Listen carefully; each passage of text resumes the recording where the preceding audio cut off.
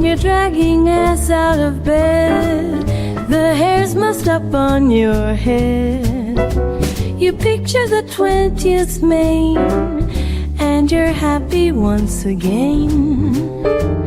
Fight the battle against being slow with Little Ground Top Row.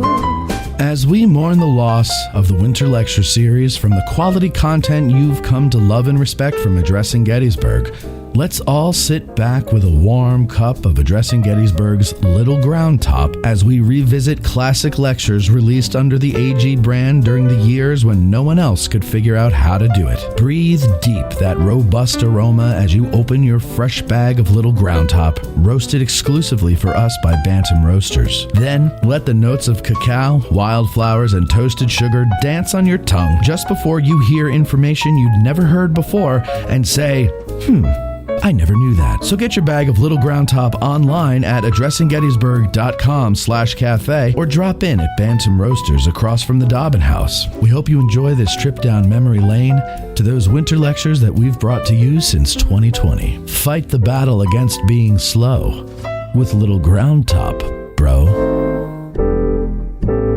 From the Gettysburg Museum of History Studios, You're listening to Addressing Gettysburg. Hello, everybody. Welcome to Ask A Gettysburg Guide number 4. And once again, I am here with my buddy Bob Steenstra and Tim Smith as our guest guide. Hello, everybody. Hello, guys. That was Bob. Tim wants to say hello, too. Hello. All right, let's start with some fun questions first. We'll get these out of the way. Soldier_up_ asks, what is the craziest paranormal experience you've had at Gettysburg? Wow. I'm sure anybody knows me knows that I've never had a paranormal experience. Apparently, I don't have the ability to see ghosts. Of course. I always have a question, if you have friends that are, we call them, I don't know, ghost people, people that are more inclined to have experiences on the battlefield. Mm-hmm. But, I'm just a little confused about the rules of ghosts. Oh, thank you, Tim. I am so glad you brought this up. Please go. Well, I'm just curious, like, for instance, Mm-hmm. at the Trossel farm, we have all the dead horses in the photograph. Mm-hmm. Are there horse ghosts? That's a great question. Because sometimes... Let's say yes. Okay. There's that dog ghost. Are there dog ghosts? Barksdale's dog. Okay. Are there groundhog ghosts? Are there amoeba ghosts? I'm curious about the rules. Can you haunt a place you died at, or can it be any place? Because, they say the Cashtown Inn is haunted, but, by generals, but they didn't die there. They died in Virginia. Can you haunt any place, or just say I have all these questions to the ghost people? No, you know what I think there is? I think in the afterlife there is a travel agency, and you're allowed as a ghost to travel once or twice a year to your favorite place or wherever you want to go. Really, for example, I was part of a TV show years ago that the Travel Channel did, and it was haunted whatever. And we went to the Daniel 80 farm with I'm not going to say who, but a leading ghost tour person who brought a medium along. And she sat there on the bloodstained floor and channeled this person and his name is Trim. And then the ghost tour operator said, Trimble? And she said, yes, he's here. And he's, saying all this stuff. But Trimble didn't die here, did he? I guess you don't have to die at this spot. That's my point. That's my point, is there's a travel agent and they're going to help you out. So there's plenty of rules. How about the sounds? Have you heard these stories of it? Do muskets have souls? And do they have ghosts? How do you explain ghost sounds? Yeah, how do you explain the sound of people that claim to hear battles? That's all I want. I'm not going to be inclined to see or hear or any, have activity in my life, but I'd like to know, at least read the book on what is the rule, what the rules are, and then you can stay within the framework of the rules, and then I can understand them a little more. I love that you're saying this, because I've always said the same thing. I do have a weird story, though. It wasn't on the battlefield. It was in an apartment I had, and very quickly, I woke up one morning about 7:30. My friend Pete was my roommate at the time, and I go to pee in the morning. Forgive me for being crass, but I go to pee and I hear the sound of a blow dryer, and the shower is bone dry, I didn't know Pete used a blow dryer, and I couldn't imagine what he's getting up at 7:30 in the morning for at that time to go so coiffed, to go to. So I get out of the bathroom. I still hear the blow dryer sound. It's not coming from his room because his door's open a crack, and I peek in, and he's just dead to the world, passed out on the bed. This blow dryer sound is coming from the living room. So I go to the living room, and that previous weekend, we had a friend from high school come down and visit, and we had an air mattress, and we had one of those electric pumps, right? Which, so we removed the air mattress from the living room, but, being bachelors, we only do half the cleanup. So we left the pump plugged into the wall, and its switch, it was like a regular toggle switch, was in the on position. And I thought, well, maybe my foot accidentally brushed it as I walked by. But the thing is, it wasn't in my path to get to the bathroom. So I still, to this day, don't blame that on a ghost. You had a mouse walking through there. Maybe it was. It off. Yeah, I don't know. How about you, Bob? Did you have any weird experiences? I've had no paranormal experiences on the battlefield. However, I have slept on the battlefield a whole bunch of times, and I've never had anything happen, but my students have. So back in the late 1990s and into the 2000s, we used to march our 120 to 150 students 11 miles from New Oxford to Gettysburg, dressed in blue and gray and having drums and Confederate and Union flags. And we would sleep at McMillan Woods Campground. Mm-hmm. This is part of a 2-day field trip where we're learning about what it's like to be a soldier. I would have a number of fellow licensed guides, rangers, reenactors come and talk to the kids about things. And the last thing we would do before tucking them into their tents at night was to have a ghost storyteller around the campfire at night. We always did this when the weather was the best in about the third week of September. And by that time, the acorns are dropping off of the trees and they're hitting the tin roof shelter where we would eat. And that sound would resonate. Right next to McMillan Woods Campground, just to the south, there's a very large farm. And one of the animals that they have there are peacocks. And peacocks, when they cry, sound like a demon or like a ghost. Really? So after the ghost stories, we tuck our kids into bed, and inevitably they would wake up hearing the acorns hitting the tin roof and hearing the peacocks and claiming that they were hearing gunfire and ghosts. No paranormal experiences for this guy here. Sorry. And I've tried, I've listened, but nothing. Yeah. I just think that, some people like me are not open to it, and other people who are open to it have more likelihood of, having an experience. Well, yeah, because you want it to happen, so you're going to find a way to have an experience. So that's all. Yeah. All right. Mrs. Maestas 2. She says, Matt, were there any women disguised as men at Gettysburg? That's an interesting question. There are several good books written on the subject. Well, the one good book is They Fought Like Demons. I forget the name of the author, but I believe she worked at the Library of Congress for a time. Deanna someone. It's coming to me. But, in the American Civil War, obviously, women were not allowed to be in Civil War regiments as a fighting soldier. It was against, if they found out, at the Battle of Antietam, there was a woman that was found to be wounded after the battle, and then she was discharged from the unit. So women had to disguise themselves as men. And some of them probably did it and were successful. But then what happens is, because they were disguised as men, their names are different on the muster rolls. And then basically what we have is accounts by women afterwards saying that, yeah, I was in the Battle of Gettysburg, as such and such. And how do you prove this kind of information? So there are stories here and there. There's a book called When a Rose is Not a Rose. I remember published about 20 years ago at Thomas Publications. And I looked in that book and I read it. And she had like 30 women at the Battle of Gettysburg. But it was very poorly researched, and some of the units that these people said they were in, there no such unit at the battle, and it was, when I looked at it, I was like, nope. Yeah. So you tell stories, but then when you go to prove the stories, it kind of, the information dissipates. It's almost like, have you ever heard the concept Black Confederates at Gettysburg? Oh, yeah.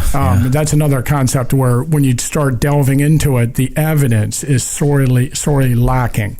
I mean, it's possible there were. And there are references, I think Bob was talking about one reference here to women being in the battle, but as far as actual women participating in the line of firing, we're really hard pressed to find, good source. There are women who are with the units and were on the battlefield with the unit, like how do you pronounce her name? Mary Teepe with the 114th Pennsylvania, French Mary, but didn't have a rifle. Annie Etheridge at 3rd Michigan, and doesn't have a rifle.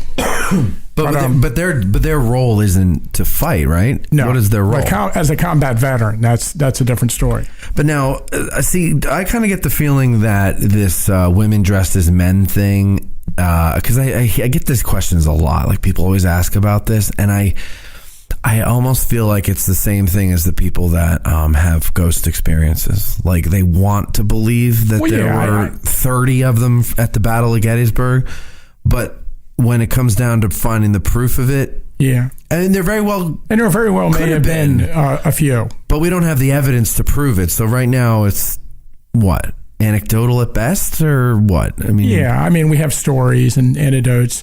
I remember the one popular story, and off the top of my head, I don't know the source for it, but I do remember a popular story was that after Pickett's charge, a soldier was crying, and another soldier came up to him and said, what's the matter? And the soldier's crying described it, so-and-so was killed in the battle, and the guy was comforting the soldier, saying, yeah, I know, he's your good friend, but, people die in battle.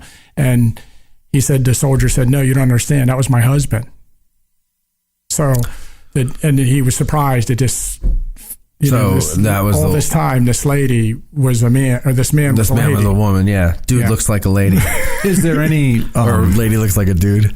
There, I think, and that's what I'm asking you, Tim, there's in Hayes maybe account, isn't there? Yeah, I think there's after the war, and I know that one of our friends, Ed Guy, cites this story a lot, that in the Louisiana Tigers, after the war, there's a lady who says, yes, I was at the Battle of Gettysburg as one of the Louisiana Tigers. Okay.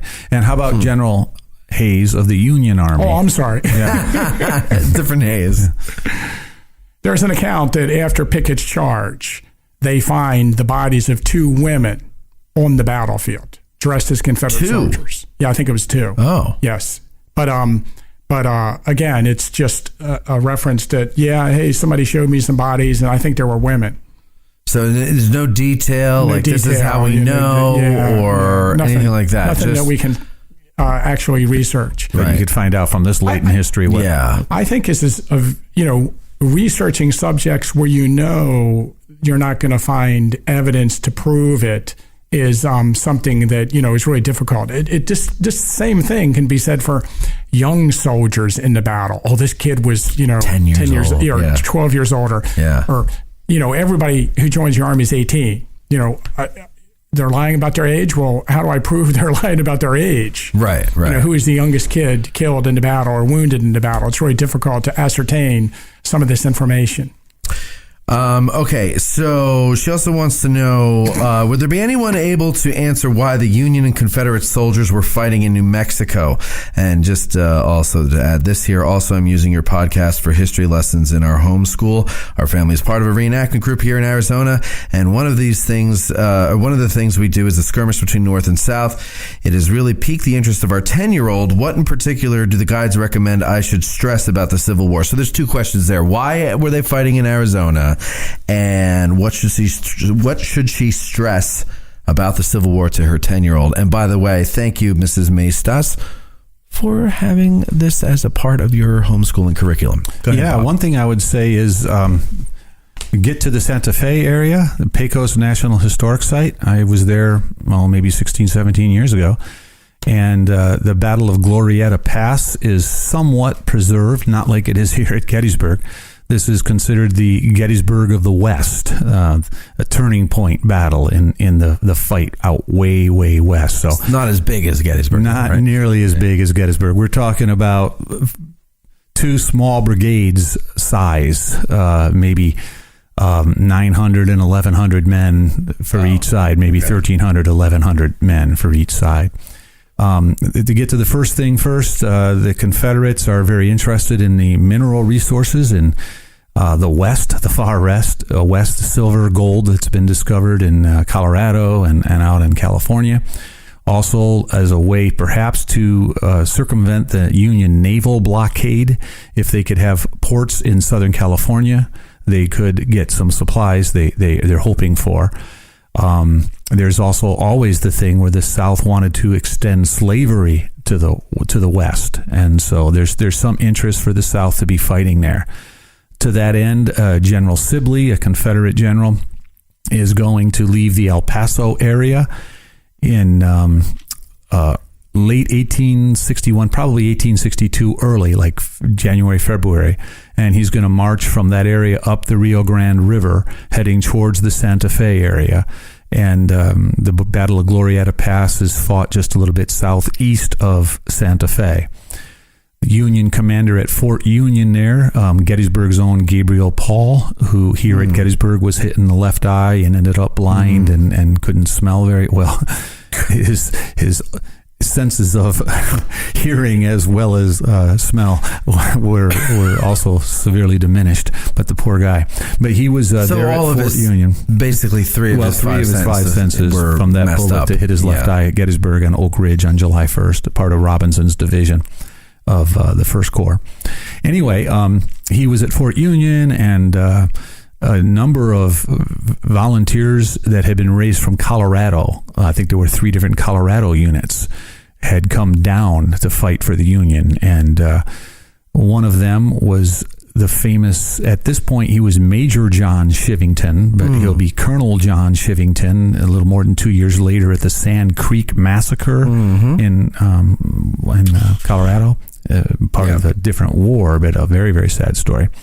Any event, so the Confederates are coming up towards Santa Fe, and they are going to be going over the Glorietta Pass. This is part of the old Santa Fe Trail.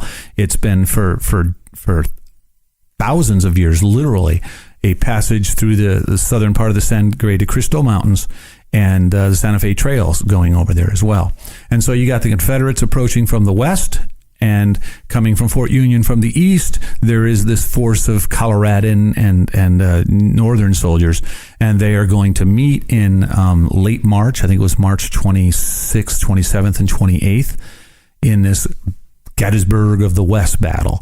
Originally, there's some success at a fight called Apache Canyon, and the Union forces are going to have some success, but the Confederates have others coming up, and 2 days later, there's no major fighting in the middle day, but 2 days later, the Confederates, thinking they have the advantage, are going to leave their supply train way in their rear near this place called Johnson's Ranch. And they are going to push the Federals further east in this fight that's taking place near Pigeon Ranch. In any event, while this big fight is going on, the Confederates have done a poor job of protecting their supply train. Major Shivington, with about 450 men, this is about 1/3 of the Union force at the battle, have gone on I think it was about a 13-mile trip to the south of the Santa Fe Trail along this mesa, and they have a native scout helping them. I'm sorry, I can't remember his name, but they find themselves about, I think it's 700 feet above the Confederate supply train, some 70 wagons. But the problem is, how do they get down this 700-foot cliff? And they're using ropes and belts, and the Union forces literally, it's quite a feat of courage as well as physical feat. They lower themselves all the way down. Oh my God. And they scatter the few Confederate guards that were there, kill or release a lot of the horses that the Confederates had there and burn their supplies. Wow. So when the Confederate forces that were fighting further to the east get word, and they were pretty much victorious, they're pushing the Yankees back, when they get word that, oh my gosh, our supplies are gone and we're out here in this deserty kind of area, right, they're the ones who are going to have to retreat. And so it kind of ends the Confederate attempts to take the Rio Grande River and head north all the way up into Colorado. Maybe, we don't know if that's where they were really going to get to, but they're trying to win victories in the West. Wow. There is a great book. It's been a long time since I've read it, though, so I'm not sure I'm recommending it for your homeschool class, but P.G. Nagel in 1999 wrote a novel called Glorietta Pass, and you might want to read that, Mom, and see if it's something that would be appropriate for your kids, too. Also, you could, if you want to talk about the war in the West, you could watch the movie. This gets back to the last podcast you did, The Good, the Bad, and the Ugly. Oh, yes, yes. Which is a really bad movie. It is. Does that describe the three of us? Tim would be the good. I don't know. Well, I better not be the ugly. I'll be the bad then. Damn it. No, I'm always the ugly. I'll be the ugly. I don't mind that. I'd rather be ugly than bad. Something I'd point out that's kind of interesting about, you people in the Midwest is, I think a lot of times people in the West think that the Civil War is an Eastern thing. Yeah. And of course, that's obvious that people in Virginia or people in Pennsylvania think more about the Civil War because we have Civil War battlefields around us and we talk about it a lot more. Just like the American Revolution is discussed much more in Boston than we talk about it down here. Right. But, the causes of the Civil War are deeply rooted in the Western expansion of the United States. And so in a general sense, in American history, sometimes we refer to the American Civil War as growing pains. As the country expands westward, a lot of the causes that led to the outbreak of war between the northern and southern states were deeply rooted in the Western expansion. For instance, if we talk about the causes of the war and somebody wants to talk about the cause of the war. No one loves to talk about Civil War politics more than I do. Pre-Civil War politics. I don't like to talk about politics today, but boy, do I love to talk about politics in the 1850s. My favorite subject is like the know-nothings. But I would say, and you could take a college course on this, and it would take a long time to discuss it, but I would say the cause of the Civil War is the expansion of slavery into the Western territories. So I think a lot of times people get upset with historians because they're like, well, the war wasn't about slavery. It was about this or it was about that. It wasn't about slavery. But I think when people say that, what they're objecting to is the idea that we might suggest that the war was about the morality of slavery. Right. That the North didn't want slavery, the South wanted slavery, and we're fighting about what is good and bad over morality. But really, we're not. When we talk about the war being about slavery, what historians are discussing is the war being about the expansion of slavery into the Western territories as not just a moral issue, but an economic issue. And of course, the expansion of the West hinges a lot on the idea of the Transcontinental Railroad moving westward, and whether that railroad is going to go from Chicago across the Nebraska territory towards California, or whether the South are able to get that railroad to swing south through New Orleans and across. And, the settlement of the Western territories is important for the North and the South. And that's why, Stephen Douglas's Kansas-Nebraska Act was so controversial. Basically, Stephen Douglas is selling out the Missouri Compromise because he wants the Nebraska and Kansas-Nebraska territories opened up for settlement so that he can get that railroad from Chicago across, and he's willing to sell out the territories in the South to popular sovereignty, whether those states are going to come into the Union as slave states or as free states. And so, from a perspective of someone that lives in the West, Arizona, it's interesting that these issues over the territory that we recently acquired from Mexico, or is this going to be, these places going to be open up to slavery? Now, you might argue that, that it's not profitable to have slaves in the Southwest, and that's probably the reason why there's not a lot of slavery there, because it doesn't, what are you growing there? Right. So, but it is a big issue at that time, and I think in the 1850s, and a lot of the problems that were created in Congress between the division over these issues of expansion eventually led to the outbreak of war.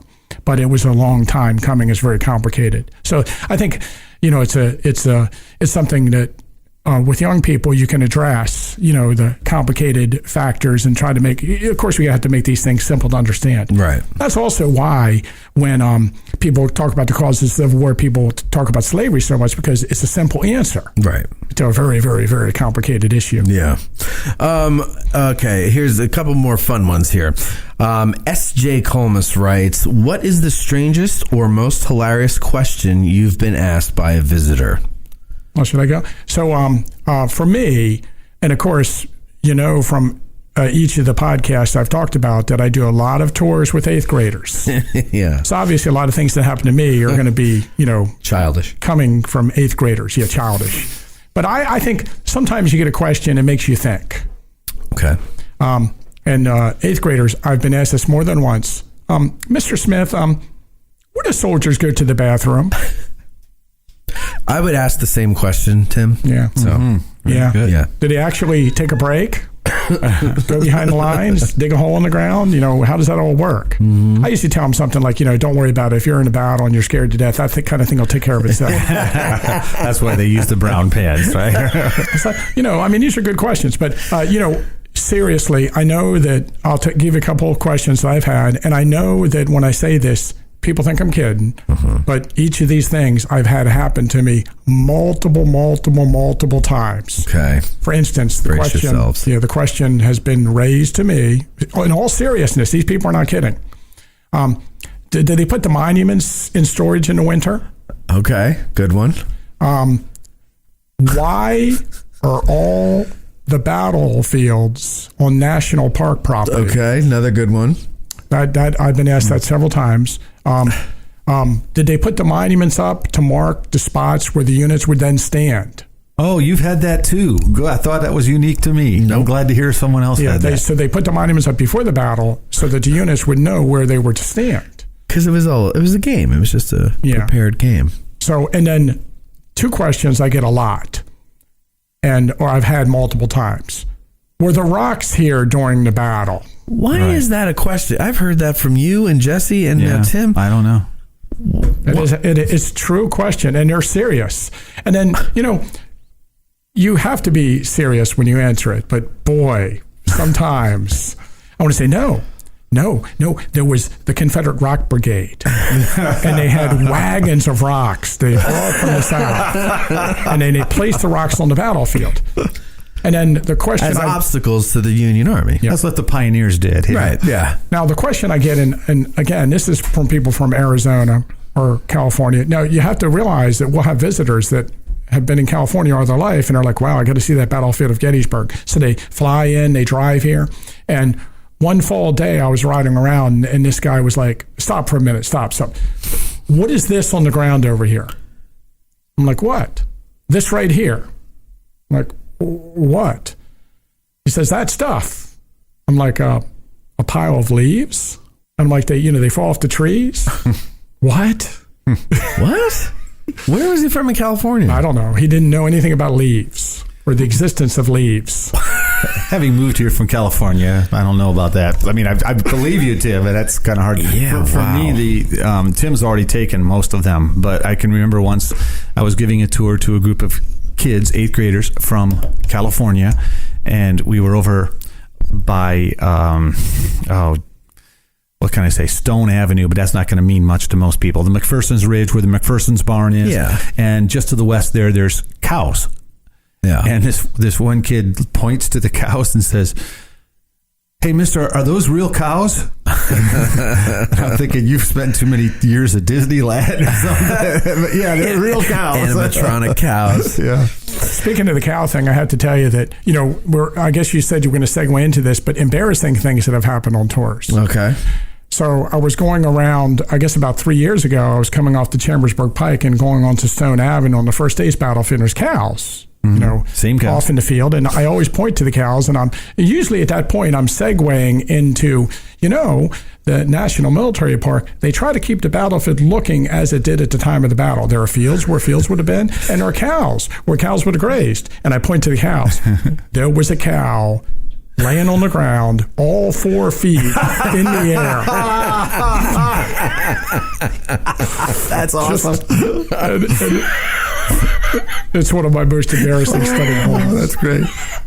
I got a thank you letter from a bunch of elementary school kids. We don't have a whole lot of elementary school kids come here as much as 8th grade. But I got a thank you letter once from a kid who said, thank you very much for the tour, but my teacher said you could not possibly have been alive during the Civil War. And I'm thinking, kid, I didn't say that. I said I was alive when that guy over there, I'm pointing to Albert Wilson, who died in 1956. I was alive when he was alive. I wasn't alive during the Civil War. Yeah. I must have looked really old to that guy. But that's the thing that came up when we had Jesse Weedleton on, and that is that, you might say something out on a tour and you could be absolutely correct, but that doesn't mean people are processing it correctly. Correct. And then they go home thinking something else and confusing things. And then that's just a very human thing. Sometimes they ask questions because you said something that they didn't quite process. Right. I know that one of the tour guides like to talk about Archer's Brigade all the time. There was something that he was saying that was an unusual way he would say it. And he kept getting the question, you always talk about this, that people thought there were bows and arrows at the battle because, something he wasn't making clear. Right. Sometimes it's our fault. We have to admit, sometimes it's our fault when the person asks a question because we say something. That's like when we were talking about markers and monuments and stuff. Like there's the way that people who are around this stuff all the time talk about it and we know what we're talking about. But then to the newbie, especially somebody who, has only visited here once, it gets very overwhelming. You looking around at all the things that there are to look at, all the markers and monuments and tablets and all this stuff, and you're like, what the hell's the difference between all these things? It's a lot, and so I can see how that goes. All right. Yeah, I was just going to say with the stone, with the rocks, like we're riding along, there's rock walls built by farmers, right? And then we get to Devil's Den. Is that who did that? Oh, okay, right. I see. I never thought of that. Keeping in the really big cows there. Yeah. Well, when they were trying to make the stone walls, they would come across these really big ones, so they all just took them and piled them down there at Devil's Den.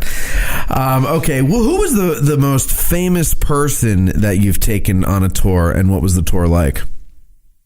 As diplomatically as you can. I'll go first with that one. I think I might have relayed this before, but Congressman at the time, Arthur Ravenel from Charleston, South Carolina. It was my very first year. The park had asked me to give a tour to this man. I thought I must be doing a good job. Why would he be asking me? And then within seconds after meeting the man, I realized I was the rookie and no one else wanted to give this tour.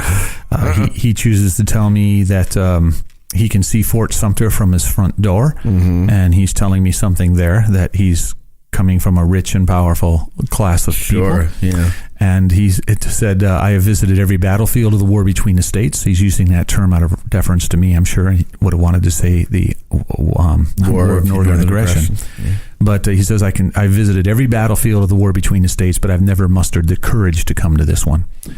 And I'm thinking, why do you need courage to come to a place 128 years after the fight? I will say this for Congressman Ravenel. He was a wonderful man, and he got the place. He got the spirit of the place. He was moved by it. At one point, we're at the wheat field, and he's welling up in tears because Kershaw's brigade, South Carolinians, his people, were hit there. And he will say, that damn Lincoln started this all. And it's still very real to a lot of people. Oh, yeah, it was to him. Down there. So he's probably the most famous I'm aware of giving a tour to. But, yeah. How about you, Tim? Well, I'm a consultant for Civil War Trust. And Civil War Trust often does, tours with congressmen. So I've taken a lot of congressmen around the battlefield on tours. I took Senator Jeffords from Vermont on a tour of the battlefield for what's now called American Battlefield Trust. And he, at the time I took him on the tour, it was very controversial because he's the one who shifted from a Republican to a Democrat. And he was really interested in, I told him the Stephen Brown story at Vermont, and he got his picture taken with Stephen Brown. So that was his favorite story. Now, some people might know it. Some people might not know it. I'm from Baltimore, and Brian Gumbel used to have a show on cable. I forget the name of the show, but it was a sports show. And I was chosen to take Jim Harbaugh and John Harbaugh on a battlefield tour. Oh, that's right. When the coaches of the 49ers and the Ravens. Of course, the 49ers and the Ravens, brother against brother in the Super Bowl, and they wanted to do a brother versus brother thing. Oh, okay. And so I took them on the battlefield tour. The name of the show... For Brian Gumbel's show? It was called Real Sports. Oh, yeah, I remember Real Sports. Real Sports. And the segment ended up being about 7 or 8 minutes, and I'm in it like 3 or 4 times. But when they came to the Farnsworth House. We ate at the Farnsworth House. They were interviewed there. They interviewed their father, their parents too. So I had the parents on the tour also, Jack, and then Jim and John, and we took them around the battlefield, and I stopped at different locations. I got to pick where we were going, about a 3-hour tour, and we talked about the battle. So I gave them a tour of the battle, and it's one of my greatest moments because, of course, I'm a Baltimore Ravens fan. Right. And Hayes is from where? Alexander Hayes is from Pittsburgh. And I got to tell my Alexander Hayes story. And for those of you who don't know, the Baltimore Ravens and the Pittsburgh Steelers hate each other. Yeah. Right. So I get to tell my Steelers story that I tell all the time on tours in front of John Harbaugh. And since, and I'll tell it just since we're on it here, is that after Pickett's charge, Alexander Hayes, who's from Sewickley, near Pittsburgh, gathers up the battle flags captured by his men and ties Confederate battle flags to the stirrups of his horse, where he drags the Confederate battle flags, and he rides up and down in front of the Southern lines, trampling the Southern dead and dragging the Confederate battle flags in the fine tradition of Pittsburgh sportsmanship. And boy, did he love it. But they didn't show that on camera. Of course not. Of course, I've had... As a Cleveland Browns fan, Tim, pox on both of your houses. So I've also had, actors on the tour. Occasionally that happens. Sometimes you have an actor. Sometimes it takes you a while to figure it out. I had a bit actor. I hate to say that in case he hears it, but I forget his name. Yes, because all of Hollywood is listening to this show. Yeah. Oh, yes. But I had an actor, and he had been in a Columbo episode that I really liked, and he was the star of a show called Moving On with Chet Atkins, and I forget his name. But I also had, and I'll forget her name, I had one of the Waltons on the tour. Okay. Not the oldest daughter, but like the second oldest daughter. John Girl? That's good. But, and then, occasionally somebody will come and we'll do tours. But in the visitor center, the Battle of Gettysburg obviously is an interest which crosses all lines. Sure. You never know who's really interested in the Battle of Gettysburg and who is not. Oh, I had Radar O'Reilly. What's his name? I know who you're talking about. Gary Berghoff. Gary Berghoff. Yeah. Gary Berghoff's daughter. Yeah. Ran a bicycle company in the town of Gettysburg. That's where I got the bikes from. You may have bought. Yeah, I bought all of them. Her father, that's Gary Berghoff's daughter. Yeah. And so she ran a tour company in town, and of course I did bike tours for them. And Gary Berghoff came to town. Oh, Ernest Borgnine. Ernie. Yeah, Ernest Borgnine came to Gettysburg. He actually was good friends with Van Nitz. Dwight Van Nitz, who was a tour guide. Okay. And so I didn't actually give him a tour, but we hung out a little bit.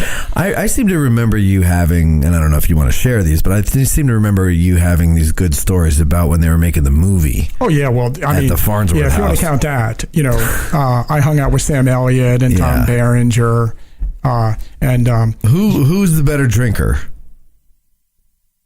Wow. I don't remember a night where Tom Berenger and Sam Elliott were sitting together, because obviously, they had Confederate actors in the movie and Union actors in the movie, and at different times. There was a time where both sets of actors were together. but I don't remember them having a contest. I would not want to be part of that contest. No. But Tom Berenger and Sam Elliott were both in the Farnsworth House, multiple times, and I had great conversations with both of them. And then my favorite person from the movie was James Lancaster. The guy who played Fremantle. Yeah. We were kind of buddies and hung out a little while. Okay. And then Brian Mullen, who played Hancock. Yeah. We hung out a lot during the filming. And he's an interesting guy, Brian Mullen. Yeah, because I hung out with him a little bit last year, and he came back for the 25th anniversary of the movie of Gettysburg. Yeah, that's where I hung out. And he came to the Farnsworth House too.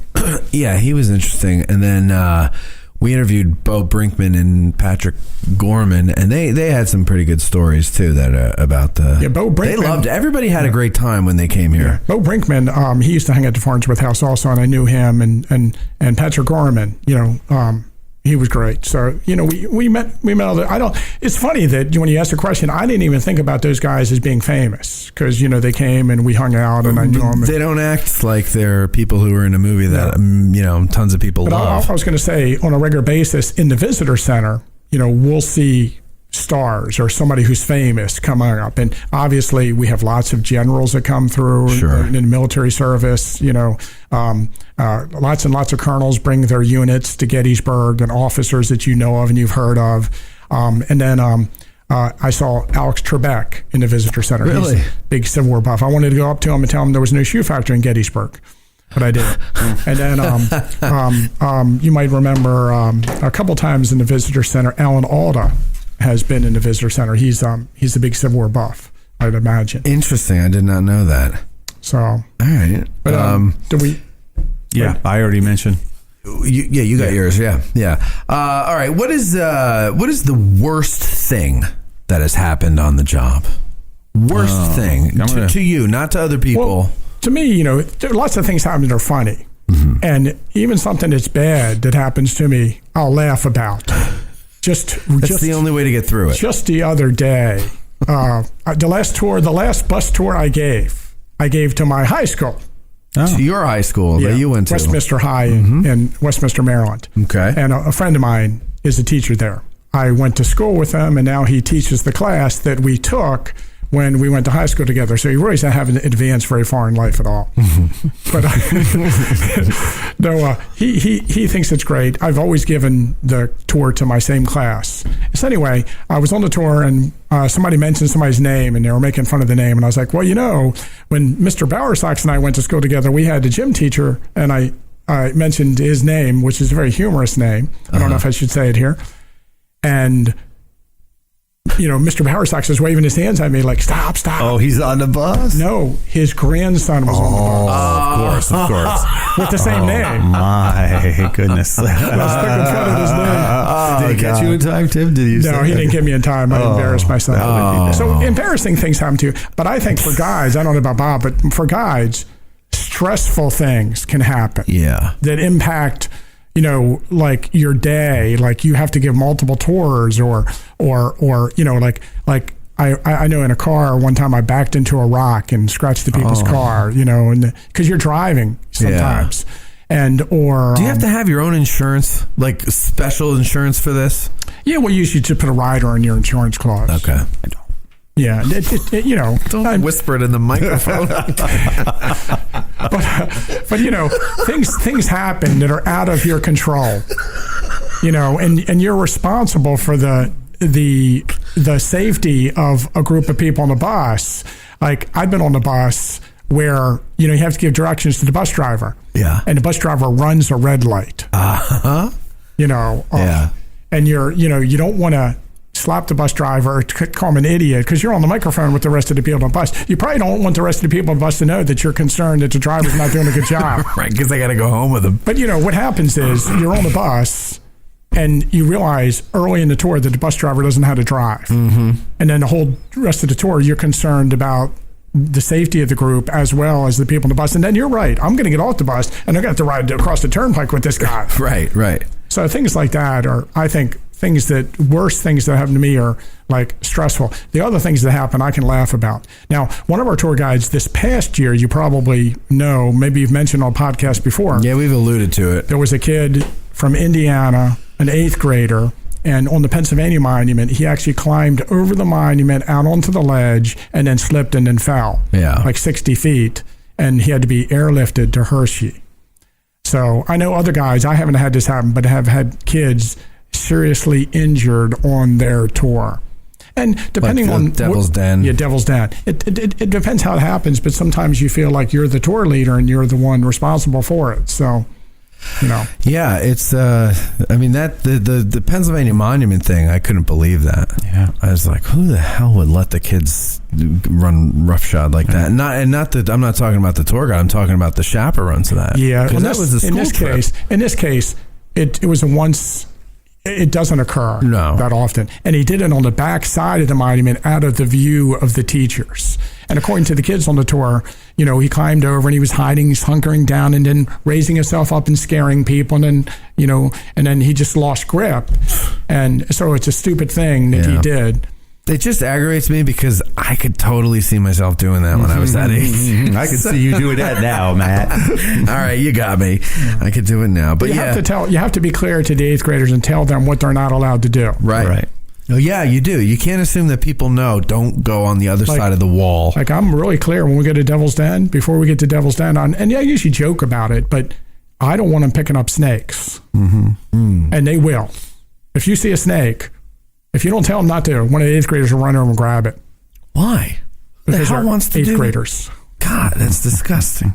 I hate snakes. The Gettysburg Museum of History, located right here in the center of Gettysburg, PA. Owner and curator Eric Dorr grew up here and has spent his life collecting and preserving history through artifacts ranging from the Civil War, the Battle of Gettysburg, World War II, presidential items, pop culture, and more. His museum is free and open to visitors Wednesday through Sunday, 11 to 5 p.m., where you can stop by and immerse yourself in some of the most amazing artifacts that you would never believe exist in the middle of Gettysburg. If you're a fan of Band of Brothers and Everything Easy Company, you'll love his exhibit featuring the Dick Winters collection and artifacts from D-Day. You can even own your own piece of history by buying one of the many relics they have for sale in the museum and on the website GettysburgMuseumofHistory.com. The Gettysburg Museum of History is a non-profit 501c3 organization with a foundation that allows all purchases and donations to keep the museum operating and open free of charge. They have been featured on the History Channel, the Travel Channel, the Smithsonian Channel, and the Science Channel. Now you can check them out on American Artifact, the series on the YouTube channel, The History Underground. And on a personal note, I'd like to thank the Gettysburg Museum of History for being a sponsor of Addressing Gettysburg by providing the studio that we recently moved to and do all of our shows from. So that's the Gettysburg Museum of History at 219 Baltimore Street or the GettysburgMuseumofHistory.com. Hey everybody, we're back. Ask a Gettysburg Guide number 4. C-Wit asks, how instrumental in the outcome of the battle were Berdan's U.S. sharpshooters at Pitzer's Run? I think there's, I think in the bigger scheme of things, when people look at the story of the battle, if there is a unit that they are, maybe had a relative in or a unit that they're interested in, they seem to build up the role of that unit in the battle. And I guess there's a couple ways to look at the reconnaissance of the Berdan sharpshooters on the morning of July 2nd. But basically, General Sickles, 3rd Army Corps, is ordered to send men out to see where the left flank or the southern extension of the Southern Army is in the early morning of the second day of the battle. Obviously, they occupied Seminary Ridge from the Lutheran Seminary down in the area west. Thanks, Bob. Bob has to go. Thanks, Bob. Sorry, Tim. Go ahead. In the area west of the town, and their line, they can look over the Northern Army and see them on that ridge, but they're not sure exactly how far down they extend. And at the point in the mid-morning of July 2nd, when this reconnaissance is sent out there, some of the Berdan sharpshooters along with the 3rd Maine Infantry, they are sent out onto, what we call Warfield or Seminary Ridge out near what is now West Confederate Avenue, and they swing around and march north through the woods near the Samuel Pitzer farm and hit the end of General Anderson's divisional line, and primarily Wilcox's Alabama Brigade. The Southern Army doesn't extend down as far as it will when they launched their attack at 4 o'clock in the afternoon. Right. And there's a fight between the Berdan sharpshooters and the 3rd Maine Infantry and Wilcox's Alabama Brigade in the area we're talking about now, between what is the what is the Florida Monument and the area just south of it, which we refer to as Pitcher's Woods, where the park has an amphitheater. Mm-hmm. And there's also a monument to the 3rd Maine. And there's a monument to some of the United States sharpshooters and the 3rd Maine in the woods along Confederate Avenue, a little avenue that goes down to these monuments. And there is a brigade plaque that marks the location of Cadamus Wilcox's brigade. By the way, one of the coolest Civil War names, Cadamus. Cadamus, yeah. So there is a fight there, and then that information is brought back to the Union High Command that the Southern Army only extends down the ridge so far. In the end, did this information really help the Northern Army? Because in a few hours, General Longstreet's force, McLaws' division, and Hood's division will move into position and take up the position beyond Anderson's division. So all they really established is early in the morning, the end of the Confederate line is around the Spangler, farm, and doesn't extend that far down the ridge. And then, this information will be obsolete in a couple hours when Longstreet moves into position. So I don't know that the skirmish actually affected any of the later events in the day. Right. So it's an interesting footnote and sidelight in the battle. And, all these things are interesting to us, these actions that occurred, these obscure actions. But I think one of the things that happens is after the war, Longstreet is talking to Sickles about this. I think there's some information about this. And, Longstreet alludes to the fact that this reconnaissance, unscreened his movement, or that somehow this, like they knew they were coming, right? But it really didn't have anything to do with that. Is that according to Sickles, this story? I think so. It's been, we read so many books and so much information, keep track of it. But yeah, sometimes the story is blown out of proportion. Maybe and also Hiram Berdan, who is involved in it, wants to make it a little more interesting or exciting. Tyler Fast History would like to know if there are any good firsthand accounts from Bennings Brigade on the second day. I wrote a book called Devil's Den. And Bennings Brigade plays a large role in the battle. I know we use the official reports of Bennings Brigade, which you can find online to write that. But in a general sense, I don't remember there being a good history of Bennings Brigade itself. Or, of course, Henry Lewis Benning is from Columbus, Georgia. Mm-hmm. And I was down there just this past summer, and I wanted to visit his grave. I didn't get a chance to visit his grave. But, of course, Fort Benning in Columbus, Georgia is named after General Benning. And I always find it interesting, Benning's name is Rock. His nickname. Rock Benning. Yeah, like Rock Hudson. I like that. Yeah. But I think with some of these Confederate units, there's not a lot of primary source material that you can just go to one source and read about Bennings Brigade. So no journals or letters that we know of? You have to put together the individual accounts that have been collected of the people in that unit. And I think in the book we cite a bunch of different guys in the unit that have reminiscents or diaries or letters. I remember in Bennings Brigade, we got a grouping of letters from with Emory College. And, is that somewhere in Georgia? I don't remember if it's in Atlanta. I don't know. Don't know. Somebody, I'm sure on the internet, your listeners will figure it out. But you can look in our footnotes in our book and see where we got stuff on Bennings Brigade from. But we didn't get it from one place. We got it from a whole bunch of different firsthand sources. But having said that, Benning and Bennings Brigade, they do a really good job on the second day of the battle. And, at the point that they arrived at the base of Halleck's Ridge near Devil's Den from their advance on Seminary Ridge, the Alabamians and Texans are struggling on Little Round Top, or struggling through the woods to advance up that hill, and Texas and Alabama troops are struggling in the rocks of Devil's Den, and Benning arrives on the field. Hood is wounded. Law has gone to take command, but is not in any kind of position. Robertson, who's a brigade commander, has Texans at Devil's Den and Texans on Little Round Top. He's somewhere between. He's nowhere to be found. Henry Benning pulls together parts of 3 brigades from 4 different states and is able to coordinate a massive attack on Devil's Den, and he's the one who's largely responsible for overrunning the northern position and capturing Devil's Den. And then it's also Benning and his brigade who, after the capture of Devil's Den, decide not to join in the attack on Little Round Top. Right. And Benning does a good job in his official report of explaining that, they've lost a lot of men. He looks over at Little Round Top and, man, it looks like it's just too formidable. And he decides to hold on to Devil's Den, create a defensive position, and not continue the attacks.